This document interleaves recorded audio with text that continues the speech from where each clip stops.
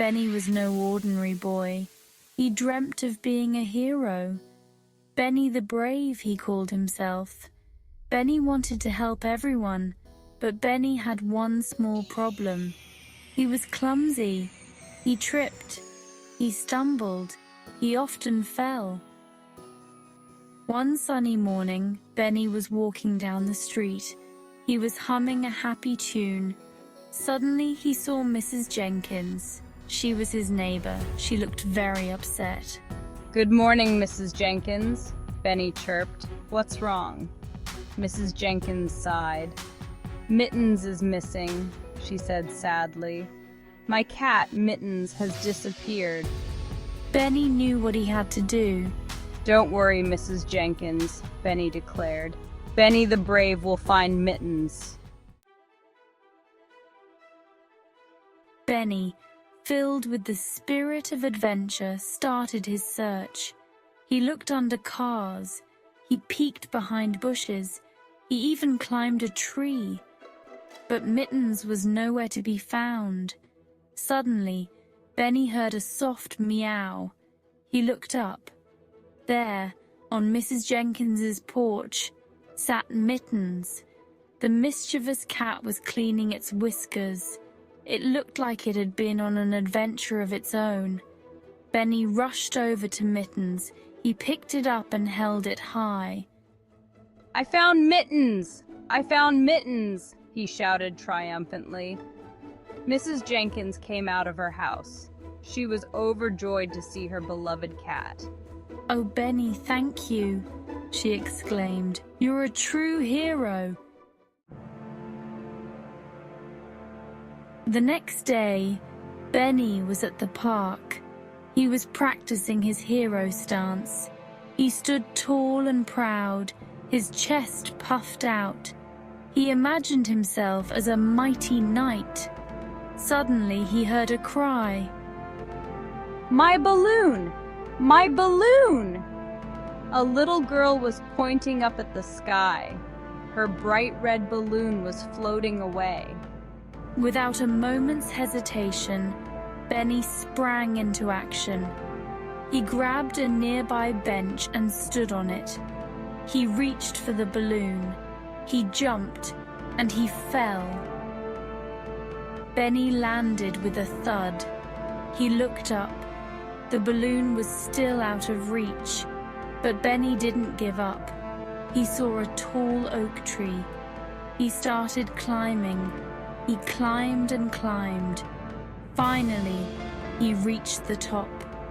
He grabbed the balloon just before it floated out of sight. The little girl was ecstatic when Benny returned her balloon. "Thank you, Benny, you're the best," she exclaimed. Benny smiled. It felt good to be a hero, even if it meant falling off a bench. One crisp autumn afternoon, Benny decided to help Mrs. Jenkins again. She was having trouble with squirrels. They were stealing the birdseed from her bird feeder. "Oh, those pesky squirrels are at it again."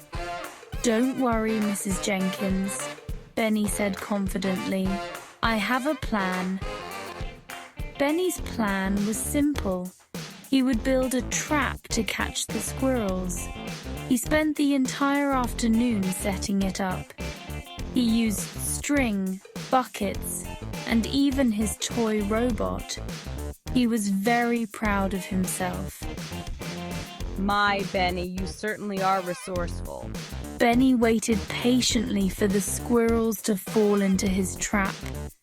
But the squirrels were too clever for him. They avoided his trap easily. They even seemed to be laughing at him. "Oh dear, looks like they outsmarted us, Benny." Benny realized that outsmarting squirrels was harder than he thought. He decided to try a different approach.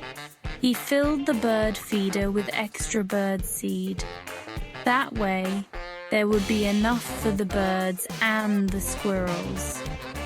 "That's a wonderful idea, Benny. Thank you." Benny smiled.